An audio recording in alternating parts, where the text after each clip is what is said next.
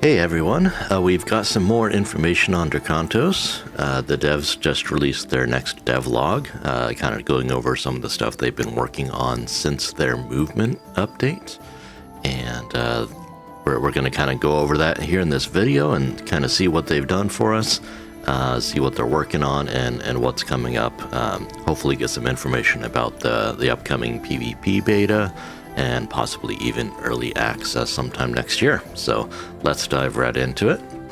It looks like the first thing they're doing is kind of talking about some new enemy modifiers, something similar to things you'd find in traditional ARPGs like Diablo, Path of Exile, Last Epoch, Torchlight, all that kind of stuff, with these corrupted enemies.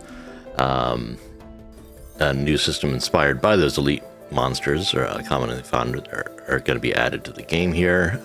It's pure, empowered by pure or corrupted aerolith. Okay, so there could be pure versions and corrupted versions.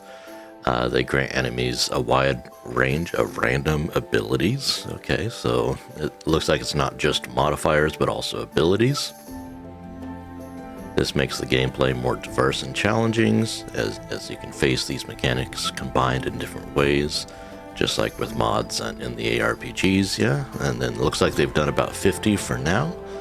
They can be blended together to create unique fights, so that's kind of exciting. They kind of show a little bit of what the sprite will look like here on the ogre. With I'm guessing this is probably the corrupted version instead of the pure.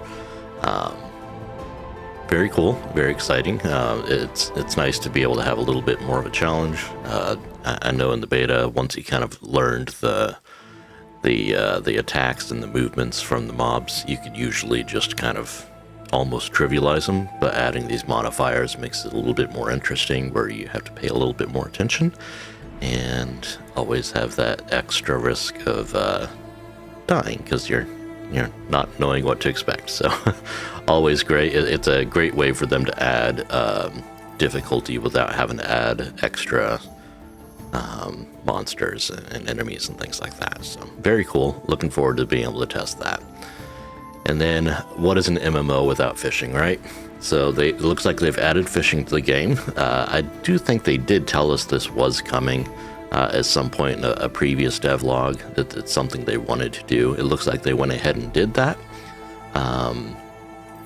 They had, I don't know if they mentioned it up the top here. No, but with their movement update, not everybody was working on the movement. It's just most people were working on movement.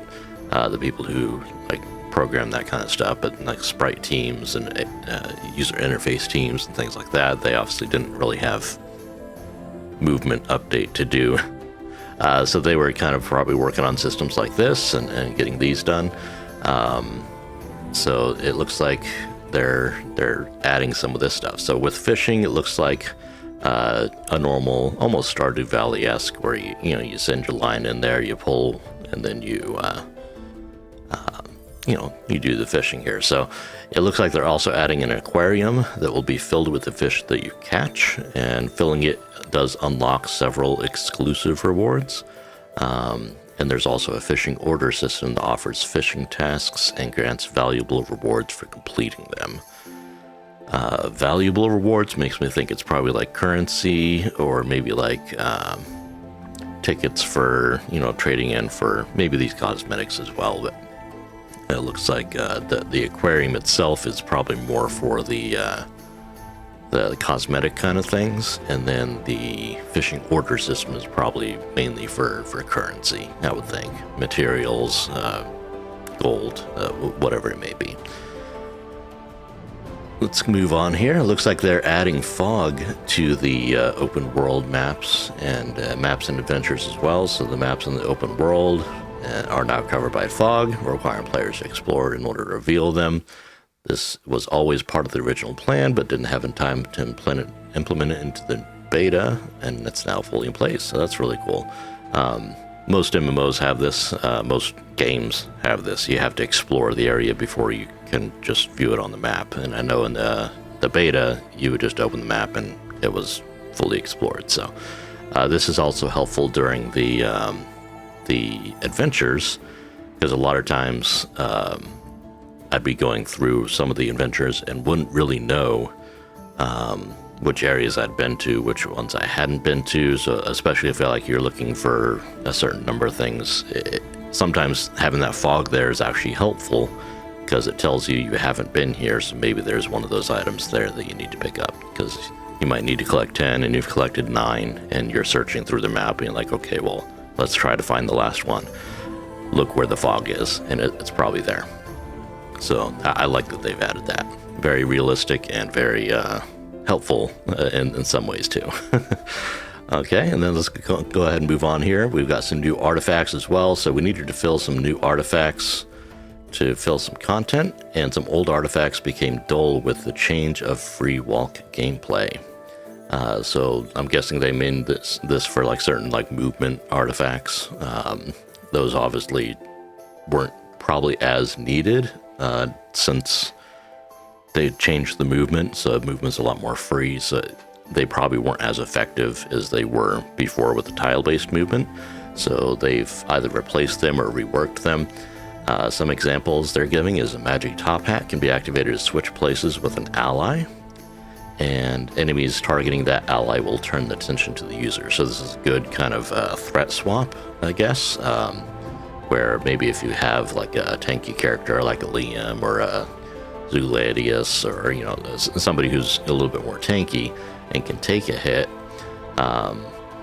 you can swap places with them, and the enemy will start focusing on them instead. So that's actually pretty cool. Another artifact is the Mirror of Reversal that, when placed, blocks incoming attacks and returns it as a mystical blast. And that's the one they have kind of showing here, where the ogre is slamming, and then you put the mirror down, it basically hits the ogre with the blast instead. So that's actually kind of cool. I could see that being useful in some of the boss fights I was seeing. Some of the, like in the dragon fight there,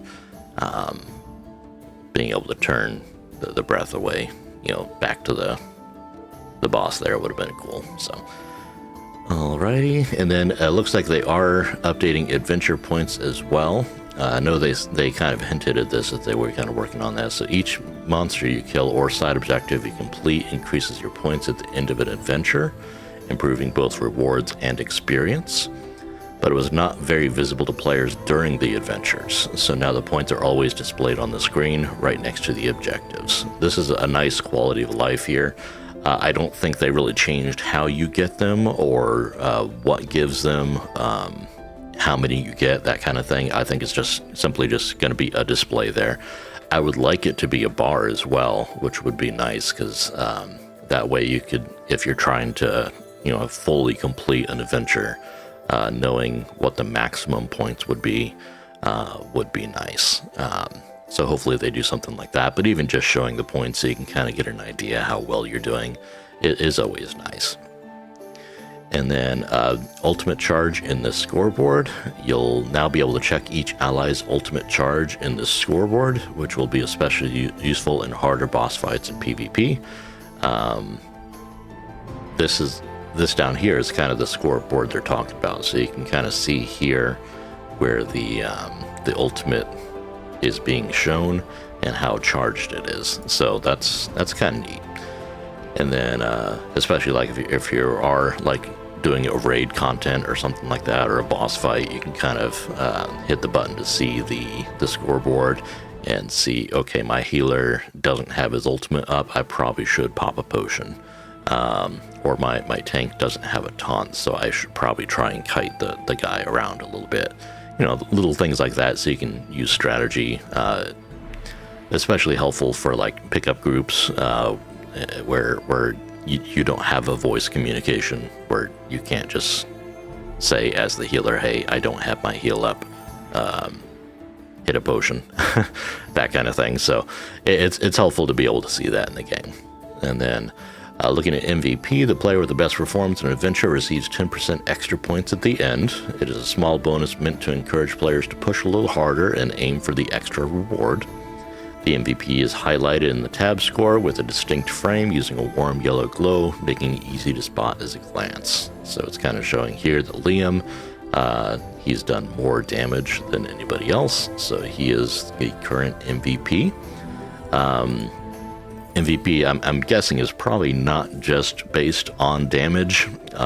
It's probably a mixture of the damage, the healing, the defense, and maybe even objectives that you've secured. But nice that you get to get a little bonus. It's a neat way where you could, try and push a little better to get, some extra rewards, some extra XP, maybe some extra currency, that kind of thing. So I like it. I think there's definitely is some concern with how MVP is calculated, but I'm sure they have something on the back end that protects, like, cheesing it, so to speak. So moving on, we're getting chat in the victory screen. So players can now chat and use emotes during the victory screen. It's a small feature, but a very useful one for forming parties, and it was something many players asked for during the beta, myself included. So the way that the victory screen worked was as soon as the last objective point was completed, it would go to the victory screen, which that was fine. But you couldn't chat, you couldn't emote. So if you're like concentrating on, like, let's say it's like kill this boss guy, and you're going and you're locked in on the combat, and you finally bring him down, and you want to do an emote to the team saying, hey guys, good job, or even chat that like GG or whatever, you couldn't do that because the chat would be disabled. The user interface in general would be disabled. It would just lock you into the victory screen and then kick you out back into the world. So this is a nice thing to be able to do, to where you can either say, hey, friend me, or throw up an emote saying, a smiley face or a thumbs up or whatever it may be, or even just type in GG or you suck or whatever. I'm sure people will be doing that too, but it's nice to have that ability to do that. And I know I was one of the people that was saying it would be nice to be able to chat during the victory screen. So I'm glad they're doing that. And then they're letting us end adventures when you want. So instead of the adventure finishing automatically when the main objective is completed, you can now keep playing and end it whenever you choose. This allows you to complete more side objectives or defeat more monsters or earn better rewards. So this is really cool too. So it sounds like kind of like I was just saying, where last time it was like as soon as the main objective was completed, the victory screen went off. You couldn't backtrack and finish other objectives.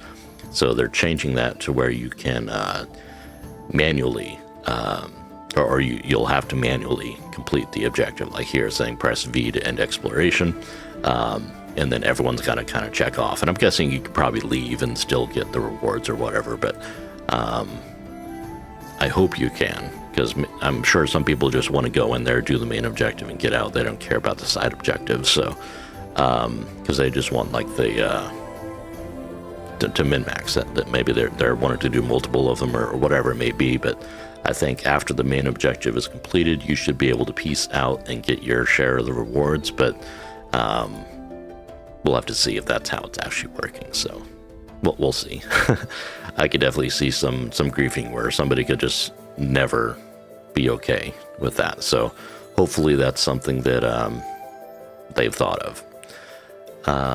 Body block and allies. Okay, so this is something they did kind of allude to when they were talking about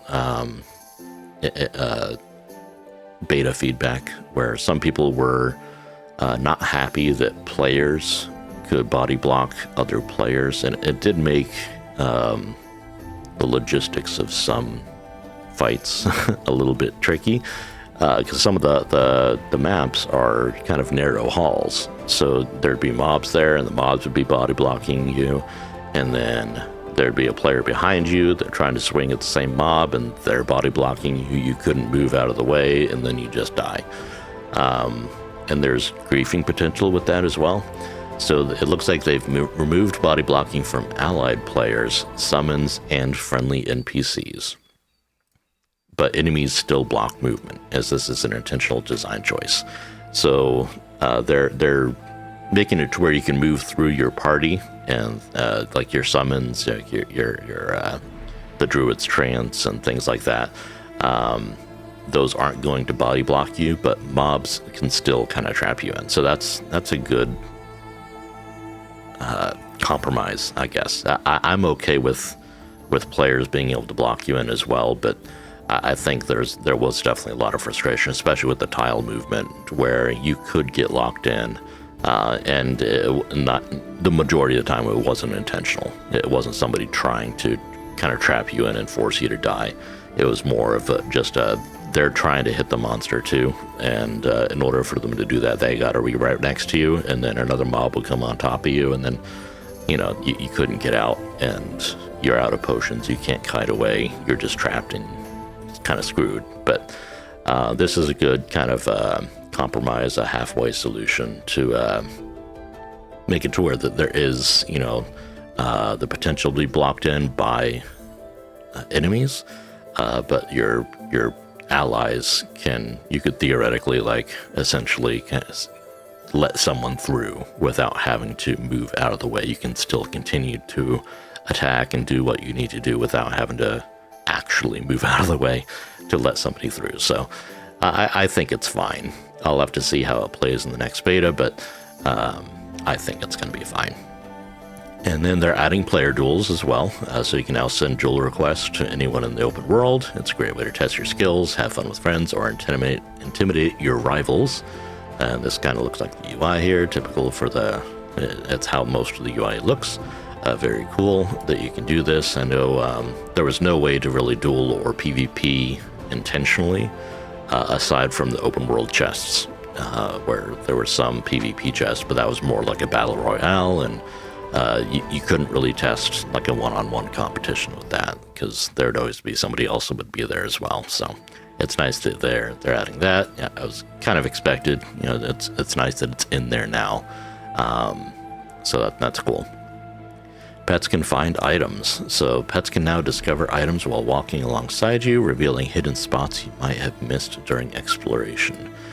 This is kind of neat, because there were times like in the open world mainly, where every now and then, if you've ever played Chrono Trigger, there'd be like a little shiny thing that would pop up and then go away, and those were easy to see, but they're also easy to miss, if that makes sense. So if you're looking at the screen and kind of looking for things, you would see the little shinies, but having a pet kind of go in there and be like, if you have like a pet dog or whatever, and he's like sniffing over there, like, okay, well, what'd you find? And go over there, and it's usually just a little bit of gold or something, but it could be like an item as well. So it's nice that pets can have some kind of function now, instead of just being something you collect and have follow around. So that's cool. And then the bestiary and databook cards. The databook and bestiary are now collectible systems. Okay, so it used to just be as soon as you did something or killed a different, like a new monster, it would just go into the bestiary and the databook. So instead of unlocking entries automatically, each entry is now a card hidden throughout adventures and the open world. You must find and collect them through exploration. That's interesting. So I'm curious how that's going to work with the data book. Maybe, I don't know. I can see that with a bestiary, like finding a book on a certain type of monster, like finding a research thing on wolves or something, and now you can view the wolves bestiary, something like that, but with the data book, I don't know, because that's more like your experience, but I guess some of the data book was like history as well. So maybe they're alluding to that, because and the beta, I know I could pull up like the history of the continent basically and read through everything right away. So maybe this is more like you find a book on the history of Casteron or whatever it may be, so maybe it's more like that. So I guess that does make more sense. So an NPC in Casteron will reward you with exclusive items for completing sets of cards. These cosmetic rewards include titles, pets, and player displays, with additional high-value rewards available along the way, including even some weapons. Okay. So it looks like it's mainly cosmetic stuff, but there are potential for some weapons as well. I don't know if that's weapon skins. I don't think they're doing weapon skins, honestly, but that's neat that there's some rewards with that. So I like the idea that there are activities you can do that aren't just go kill things or go kill people and like PvP or PvE. I like the idea where there's some collection systems where you're not forced to interact with it, but if you do, you get some cool titles, some cool pets, some player displays, which the displays are those, like when you join an adventure, it would show the people who are in the adventure, and then you'd be on like a platform, and then maybe there'd be something behind you and things like that, like a little display. That's what they mean by the player displays there. And then additional high-value rewards, including some weapons. So not just weapons, but other high-value rewards. So I think that's kind of cool. I like the idea of having collection systems, kind of like where it's not just fishing. You can also go and like read all the books, and if you read all the books, you get a book that follows you around. I don't know, whatever. And then I guess they're kind of showing it here. So let's see if we can kind of see. Okay, yeah, it looks like there was like something like, it looked like a piece of paper, and then it kind of does that, and then bestiary updated. It'd be nice to know what is updated. I guess that is kind of updated there. It shows like the pixel of the thing there, so that's pretty neat. We'll have to see how it works out in game. Hopefully that's something that maybe your pets can help you with the pet update here. Maybe that's something they can help with. And I'm hoping that it's not just like that. Maybe it'll sparkle or something like that, like I was saying with the pets as well, where like there'd be like a piece of gold that would sparkle. Hopefully it'll do something like that where it's a little bit more visible. But I'd be okay with either, honestly. But I know some people will want it to sparkle, but we'll have to see. New puzzles. So we've added one more type of puzzle, but there are plenty in planning for the future. Okay. So the puzzles were mainly in the open world. You would be able to, like, there'd be a chest, but you have to complete a puzzle before you can open it, kind of thing. So it looks like they added another type of puzzle, not just one more puzzle, but one more type of puzzle. And there's more being planned for the future as well. So I'm always a fan of that too. Stimulate the brains and all that. New sprites and reworks. The spriters had a little bit of time ahead of us because of the free movement rework, so they remade a lot of placeholders. Okay, so there were a lot of placeholder sprites and things like that, so it's cool that they added some downtime where they could really focus on catching up. The most visible is the waterfalls and all the mountains in every biome. Not only reworks, but they also did some new locations such as ships, the museum, the Golden Lily, and even the sewers. For the heroes, we added 2 new skins and their variations for Rhea and Yora. Okay, so this looks like the ship they did. This looks like the Golden Lily, and then some Yora and Rhea skins here. So nice. I know they kind of showed this in the Discord earlier. The Yura skin. Nice. I mean, more skins are always better. The more you can have, people want to be able to customize their stuff, so the more you can, the better. And then this is the golden. This is like the main hub in Casteron. So this is cool. They were able to update that. It looks a lot better than it did before. All right, player trade. We've implemented direct player trading, and the player market will be added next. The rules around these systems will be shown and discussed in a future devlog, as this is a very polarized topic with a lot of discussion around it. So what's tradable, what's not tradable,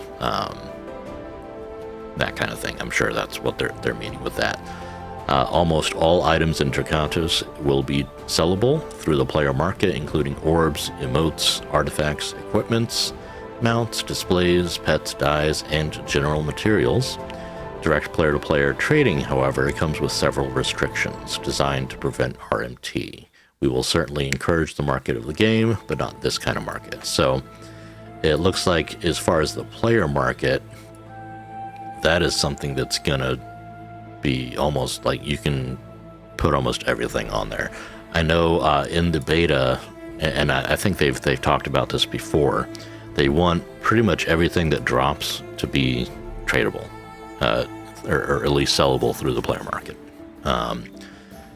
And they also had some tickets that would increase drop rates for certain things. But if you use those tickets, it would lock that drop to your account. You couldn't trade those. So I think that's one of the restrictions. But it's nice to know that, you know, direct player-to-player trading, you can't just go on a website, buy currency, and then have somebody just trade it directly into the game. So they'd have to find a way to do it around the market. Depending on how they make the market, that could be kind of difficult. So we'll have to see how that plays out. And you know, RMT is always going to exist. They're always going to find a way. But they need to try and find a way to stifle it, because it does ruin economies and ruin the game, because it becomes pay to win at that point. So especially if you're able to sell, you know, equipment, artifacts, all that kind of stuff. So in conclusion, to wrap things up, this update marks our return to focusing fully on content and core game systems now that the movement speed or movement phase is complete. So it's good to know they are done with the movement. They are now fully turning towards the content, core game systems, and getting us closer to the PvP beta, and then early access, and then release. So I'm glad they are finally done with that and able to get back on the direction they were originally going. So in a short time, we were able to deliver a wide range of features that improve combat, exploration, progression, and social interaction, many of them shaped by beta feedback. Next, our focus will be fully implementing PvP modes, the player market, and a rework of the trophy passive system. I think they talked a little bit about this either in the Discord or in one of the interviews, but talking about how some of the trophy passives will give some like extra stats and things like that. Maybe that's what they mean, but we'll have to see. I'm sure they'll keep us up to date. We will also continue working on Quest and expanding the world. The next beta will be focused on PvP, but it'll still include PvE content so players can test how the new gameplay feels with the updated movement system. That's good. Thank you for all the support. You guys keep us going. And then they did want to kind of clarify here that some people were saying that with the movement update, all they did was shrink the tiles. They said that's not what they did. So basically, they're just saying, no, we went and changed things. So but that's about it for this one here. Usually they do these quarterly, so we'll have to see when the next one's going to be here. But for now, that's going to be it. And thanks for watching.